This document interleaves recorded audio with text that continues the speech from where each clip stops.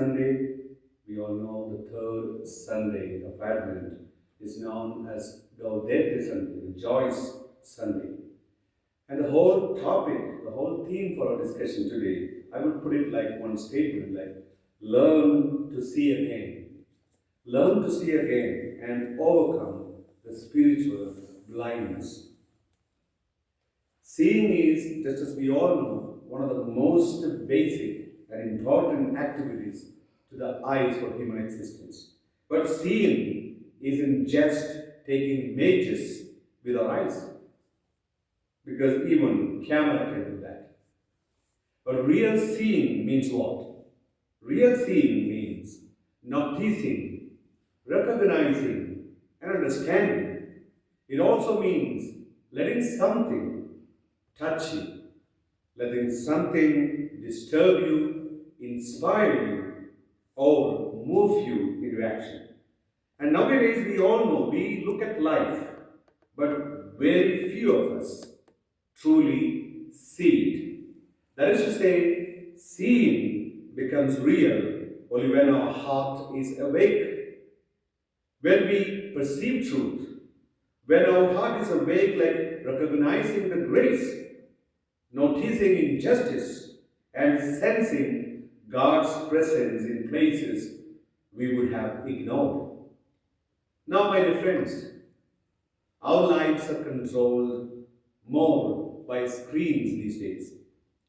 We scroll, we swipe, and we watch from morning till night. And we look at thousands of images a day, yet our heart sees almost nothing.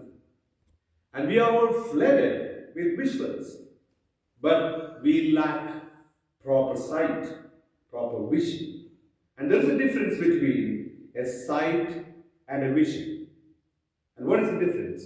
Sight notices shapes, colors, and movements, while vision recognizes meaning. Vision recognizes dignity and possibility. So today's gospel brings forward the tension of the gospel exposes today is all about this sight and the vision. Look at the gospel today. Gospel turns around three questions. The first question comes from John the Baptist himself. And what is the question? Shall we look for another? Shall we look for another? And the second question comes from Jesus himself answering John's question. And what is the question? What you hear and see. And the third question is an answer, or looking at the crowd, Jesus makes the question at least 3 times. And what is the question? What did you go out to see? So let's go with the 3 of the questions. Look at the first one, John the Baptist. Shall we look for another?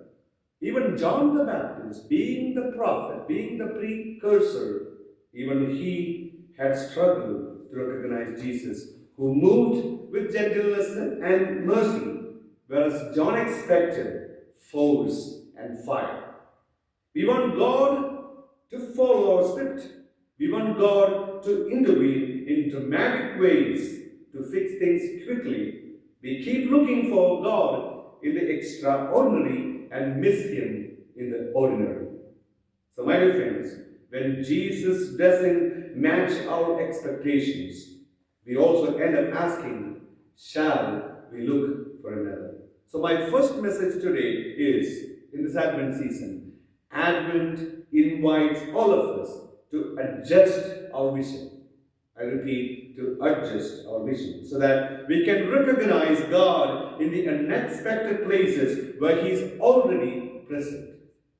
Now look at the second question, where Jesus gives as an answer to John's question. What do you hear and see?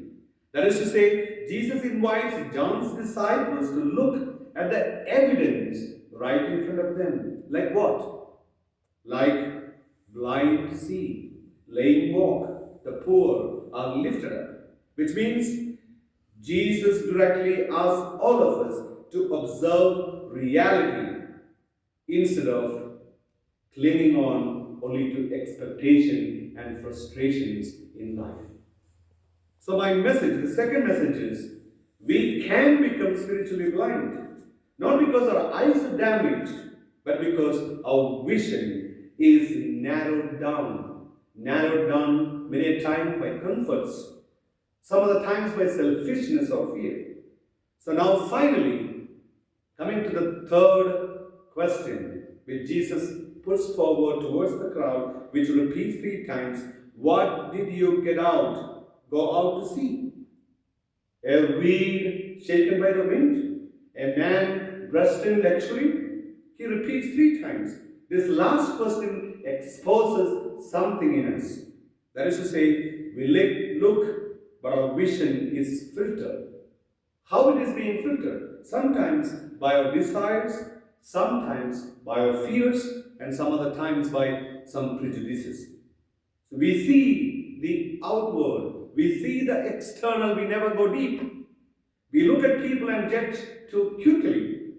We look at our struggles and forget that God may be shaping us through all of them. We look at our lives and we miss the slow and quiet work of God happening right under our feet. So, my dear friends, the messages, our seeing is often very selective. We see what? We see what suits us. We look at people without prejudices, not with compassion. And we look at our struggles and focus only on our pain, not on the hidden work God is doing through them.